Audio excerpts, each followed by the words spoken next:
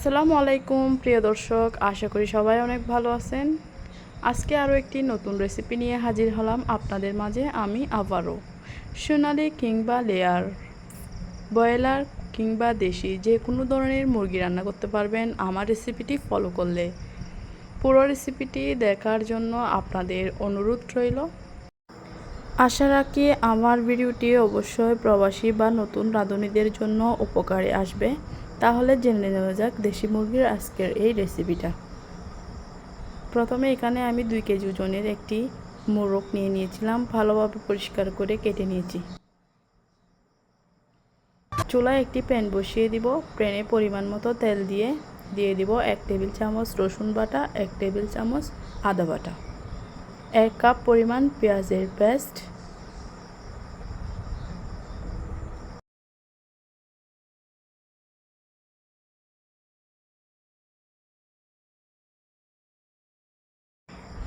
এবার দিয়ে দিব 1 টেবিল চামচ নারকেল বা বাদাম বাটা।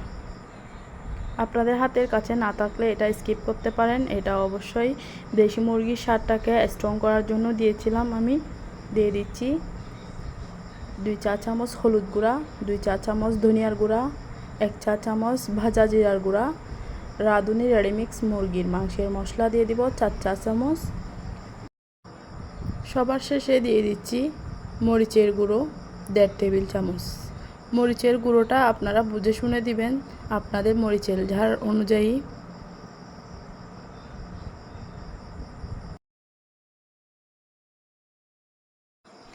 এবার দিয়ে দিব স্বাদ মতো লবণ। স্বাদ মতো লবণ দেওয়া হয়ে গেলে দিয়ে দিব অল্প পরিমাণে পানি দিয়ে এইবার মশলাটাকে আমি ভালোভাবে একটি কাঠির সাহায্যে মিক্স করে নিব। দেশি মুরগি রান্না করতেছি যেহেতু অবশ্যই ভালো সুঘ্রাণ তো লাগবেই, তাই আমি এখানে দিয়ে দিচ্ছি 4টি তেজপাতা।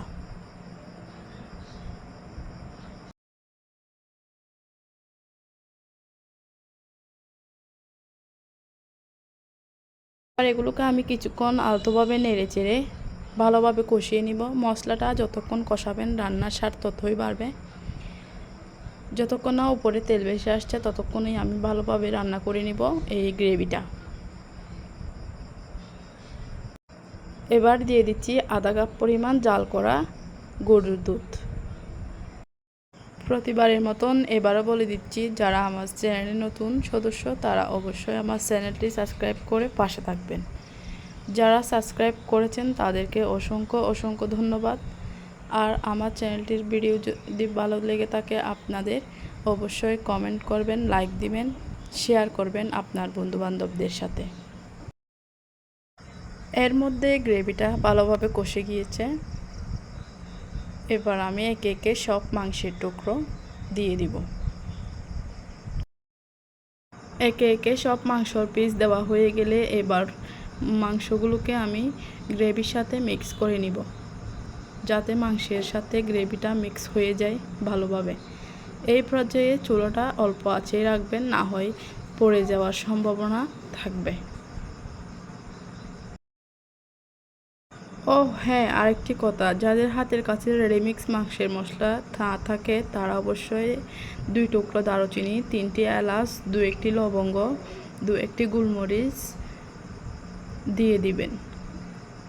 অবশ্যই ধনিয়ার গুঁড়া, জিরার গুঁড়া এগুলো সহই দিয়ে দিতে হবে, না হয় মাংসের পুরোপুরি স্বাদটা আসবে না। এভাবে যদি রান্না করে থাকেন আমার টিপসগুলো ফলো করে অবশ্যই মেহমানদের বা নতুন জামাই বউদের দেওয়ার জন্য একটি উপযুক্ত আইটেম হিসেবে আমি মনে করি।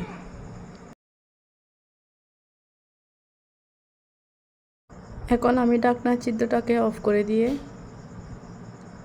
5-10 মিনিট কষিয়ে নিব ভালোভাবে। দেখুন এখানে আমি কোনো ধরনের পানি কিন্তু ইউজ করিনি। এগুলো যখন সিদ্ধ হবে এমনিতে পানি বের হয়ে আসবে, যেহেতু আমি পেঁয়াজ, রসুন, আদা পানি দিয়ে ব্লেন্ড করে দিয়েছিলাম। আপনারা যদি আদা, রসুন, পেঁয়াজগুলো ব্লেন্ড না করে দিয়ে থাকেন তাহলে 1 কাপ পরিমাণ পানি দিয়ে দিবেন। এবার এগুলোকে আমি ভালোভাবে নেড়ে চেড়ে নিব।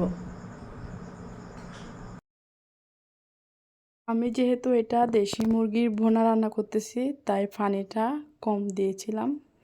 আপনারা যদি ঝোল খেতে চান তাহলে পরিমাণ মতো পানি দিয়ে দিবেন ঝোলের জন্য।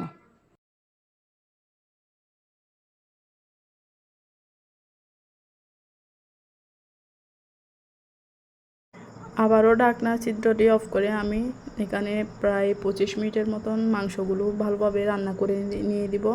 মাংসের 1 কাপ বা 1 গ্লাস পানি, ঝোল যতটুকু যতটুকু ঝোল খেতে চান ততটুকু ঝোলের পরিমাণ করে 1 গ্লাস বা 1 কাপ পানি দিয়ে দিবেন মাংসগুলো ভালোভাবে সিদ্ধ হয়ে যাওয়ার জন্য। এই রান্নাটা করার জন্য আমার প্রায় 25 মিনিট সময় লেগেছিল।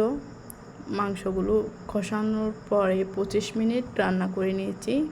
25 মিনিট রান্না করার পরে দেখুন হাড় থেকে অবশ্য মাংসগুলো একটু একটু আলাদা হয়ে গিয়েছে। আপনারা দেখেই অবশ্যই বুঝতে পারতেছেন।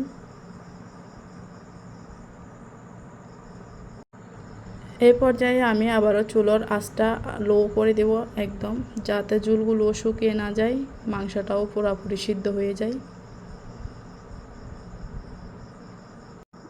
হ্যাঁ, আবার অনেক আপুরাই জিজ্ঞেস করে থাকেন বা বলে থাকেন যে মাংস ভালোভাবে সিদ্ধ হয় না, নরম হয় না কেন? লেয়ার মুরগি বা সোনালী মুরগি, দেশি মুরগি এগুলো একদম সিদ্ধ হতে চায় না, পুরোপুরি নরম হয় না। এই পর্যায়ে আপনারা 1 টেবিল চামচ কাঁচা পেঁপে বাটা দিয়ে দিতে পারেন রান্নাতে। কাঁচা পেঁপে বাটা যদি দিয়ে থাকেন মাংস একদম সফট নরম হয়ে যেতে পারবে। ছোটো বাচ্চা কিংবা বয়স্ক লোকরাও খেতে পারবে। আমার অবশ্যই দিতে হয়নি, যেহেতু আমার মুরগির তেমন একটা ছিল না, শক্ত ছিল না। আমি আদা বাটা দেওয়ার কারণে মাংসগুলো গলে গিয়েছে। পুরো রান্না শেষ করতে আমার 35 মিনিটের মতন সময় লেগেছিল। আপনারাও ধৈর্য ধরে এই রান্নাটি করবেন পারফেক্ট স্বাদ পাওয়ার জন্য। আজকে পর্যন্ত ভালো থাকবেন, সুস্থ থাকবেন। আল্লাহ হাফেজ।